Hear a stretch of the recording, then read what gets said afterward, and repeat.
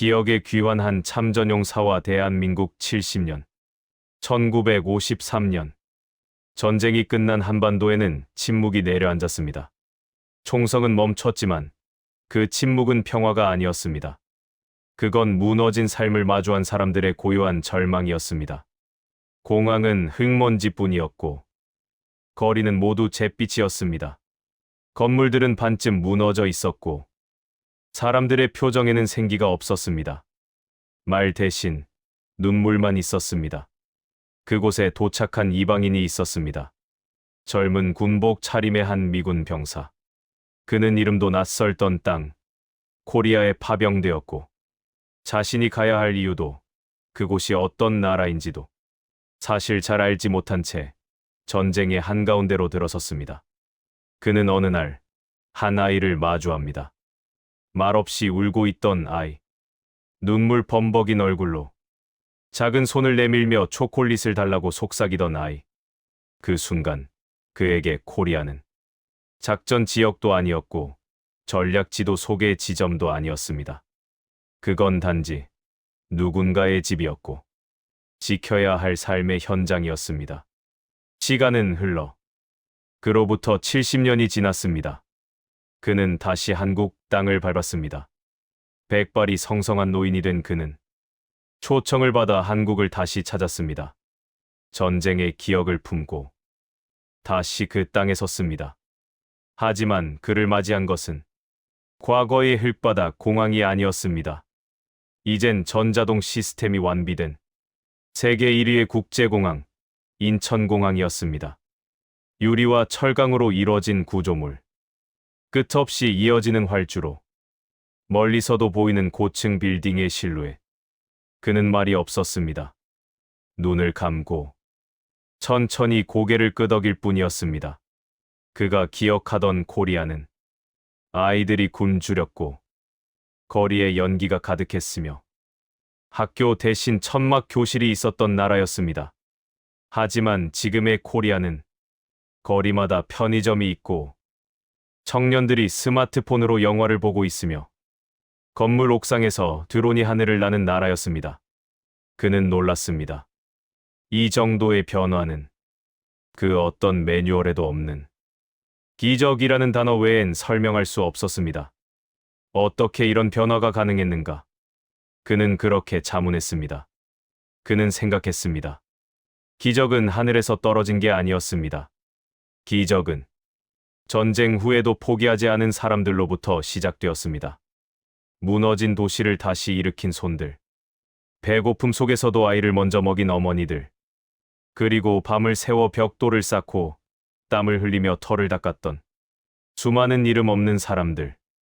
그들의 70년이 바로 이 풍경이 되었습니다. 그는 광화문을 걸었습니다. 예전엔 아무것도 없던 자리에 수많은 사람이 지나가는 풍경이 그저 신기하기만 했습니다. 지하철을 타고 카페에 앉은 젊은이들을 바라봤습니다. 그 아이들은 그가 기억하는 울던 아이들의 자식일지도 모릅니다. 그리고 그 자식들이 이제는 자신들의 나라를 직접 이끌고 있는지도 모릅니다. 그는 생각했습니다. 이 아이들은 다시는 전쟁을 몰랐으면 좋겠다. 이제는 평화가 당연한 줄 알고 자랐으면 좋겠다. 그는 말하지 않았습니다. 말할 필요가 없었습니다. 그의 침묵 속에는 70년의 시간이 담겨 있었고 그 침묵은 오히려 더 크게 말하고 있었습니다. 대한민국은 세계에서 가장 가난한 나라 중 하나였습니다.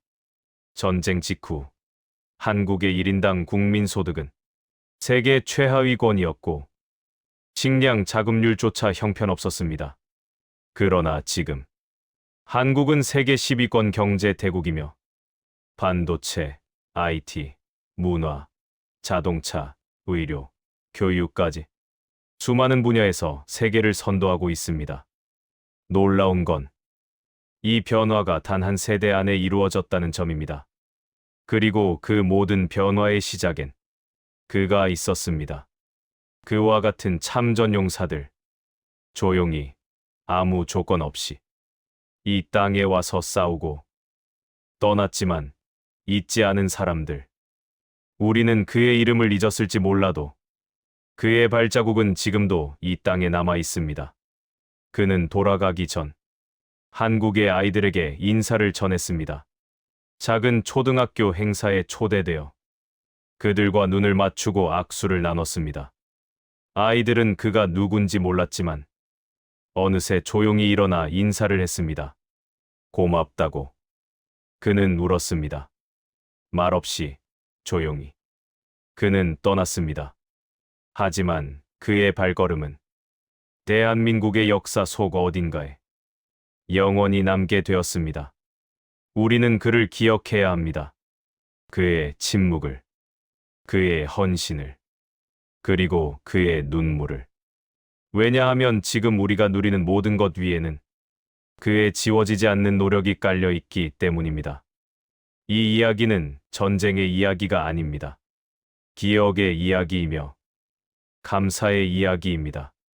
그리고 무엇보다 우리가 앞으로 어떻게 살아야 할지를 알려주는 이야기입니다. 감사합니다. 참전용사님.